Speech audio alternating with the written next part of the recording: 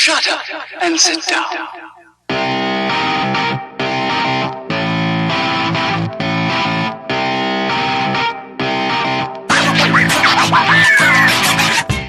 On the far south coast of New South Wales is Bega, the largest and oldest town in the Bega Valley.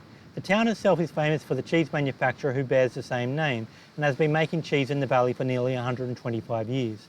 Bega is just one town in the entire district and it shouldn't be considered in isolation, as the entire shire is really a collection of smaller, interconnected towns spread along the southern coastal strip. The region is made up of largely sandy hills, which is only really suitable for growing lots of green grass for sheep and cattle production and leaving only a few areas open for cropping. Riding through the local roads, there is more concerns about running into people riding horses than there is people driving oversized tractors. Many of the smaller coastal towns are targeted at tourism and the retirees fleeing the overpriced Sydney property market rather than being connected with the surrounding farming community. 20 kilometres east of Bega is the coastal town of Taratha, which is better known for its wharf and beach. Some 20 kilometres south of Taratha is Merimbula, which is separated by the Woomera National Park. Merimbula's main claim to fame is that it hosts a regional airport, but its youth still need to travel to Bega or Eden to attend secondary school. There's lots of resources and community facilities spread out through the region, with nearly 50,000 people all living within a 20-minute drive of whatever it is they need. All the beaches along the coast, with their soft golden sands and constant 1 to 3 foot waves, all have a familiar feel about them. Most of them are unsupervised, with the odd surfer can have the entire beach to themselves and only sharing it with the occasional wallaby. Nearly 100 kilometres inland, on the New South Wales side of the Snowy Mountains, is the small town of Bombala. With an elevation of just over 700 metres, the town's frosty winters makes it unsuitable for many crops, and the surrounding area just supports grassland for sheep and cattle. There is the rare pine forest and the odd cropping fields that are turned over to the sheep, but the main economic drivers are from tourism and forestry. Moving up the east coast, the distances between stops has returned to a more gentle ride, with numerous things to stop and have a look at along the way. Leaving Barnsdale with a forecast of light rain and overcast skies, I mistakenly packed my rain pants under all my luggage. In the beginning the conditions weren't that bad, but until I got to the Snowy River country where the skies opened up just enough to make the road slippery and the visor misty.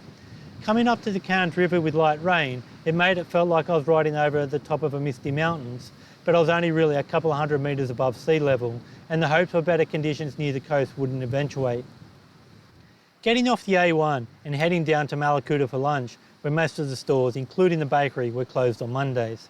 I had thought I'd left these opening hours back in Western Australia.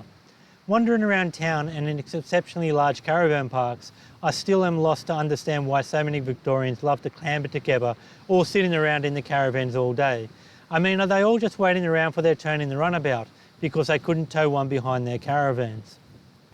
Coming back to the A1 and a somewhat disappointing lunch, I was lamenting the decision to stop at Malakuta, missing the opportunity to head inland and checking out those lovely mountain roads heading up to Bombala. Crossing back into New South Wales for the first time in nearly over 9 months, the border markers were a bit more lamer than most, as I didn't realise the Welcome to New South Wales sign was just a bit further up the road. Returning back to familiar roads, my pothole dodging skills come back to me like a duck to water. And now riding through most of the entire country, I can say that New South Wales roads are definitely the worst, where the local governments would rather slow down motorists than to fix the roads. But now only a short 100 kilometres ride from my accommodation, the only stress I had left for the remainder was to make sure that I showed up to the right country shed. After raising his 2 kids and hooking up with a new partner, the owner just grabbed his clothes and rented out his country shack, leaving most of his personal possessions in situ, including his family photos on the wall. Originally I thought it must have been a deceased estate, but it really feels like I've just wandered in and taken over a country boy's life, where the hot water taps are on the right and it's a mystery which switch controls which light. It did make me master those country things, like waking up in the morning and lighting the potbelly stove and keeping it going all day, then frying some snags for dinner. The sunrises are amazing and the sunset's spectacular. The silence is such that I can hear the sheep baaing and the cows mooing from a good kilometre away. The country life is an interesting contradiction, where you need to be intelligent enough to manage the fire and the water and to keep a car on the road. But how such intelligent people stop their minds from wandering is beyond me.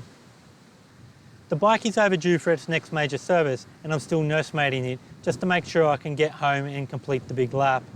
I'm now close enough to get the bike towed back to Sydney if anything actually goes wrong, and I can easily ride back down here to silence any whingers who think I have not actually completed the big lap. Once serviced, the bike should be still good enough to complete another lap, as it's only the brake pads and clutch pads that would be wearing thin. I'm thankful that I decided to do this trip on a Honda, as it hasn't missed a beat. Luckily, I didn't cancel the Starlink service just yet, as the shed has no Wi-Fi.